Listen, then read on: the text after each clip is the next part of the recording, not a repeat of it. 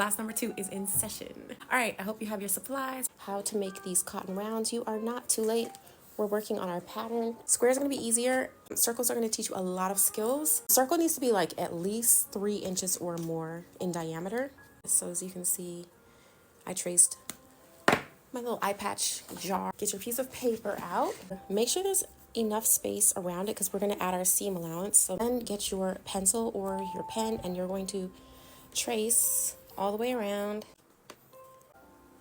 This is our pattern for the cotton rounds. You'll see the finished size lines up with that pattern. However, we need to add seam allowance, which is going to make it bigger. We're going to focus on the round in this class. I just wanted to make sure I showed you the pattern for the square. If you want, you can do a 4-inch by 4-inch square.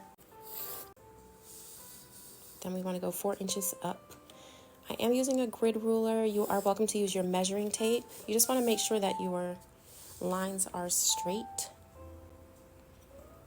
This is if you want to do the square pattern. So, all right, next step, we need to add seam allowance. So this is what the finished round looks like. But when you sew, you're actually going to need a little excess.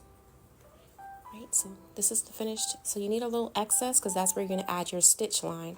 And then that stitch line is going to be hidden on the inside. We're going to do a 1/4 inch. I'm going to write it down here. So 1/4 inch. Normally we do 1/2 inch, but because this is so tiny, this is pretty small, we want to do a smaller seam allowance. So we're doing a 1/4 inch.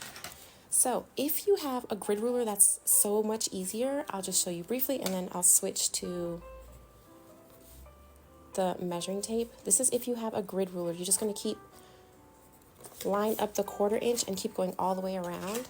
If you have measuring tape, you can do that as well. And then we're just going to go all the way around the circle, marking a 1/4 inch. Right, so go all the way around. While you're doing that, I'm going to show you how to do the square. If you want to use your measuring tape for this, you can. Again, 1/4 inch, we just keep marking it. Once you have finished making your pattern, start to cut it out with your paper scissors, not fabric scissors. Okay, so finish cutting.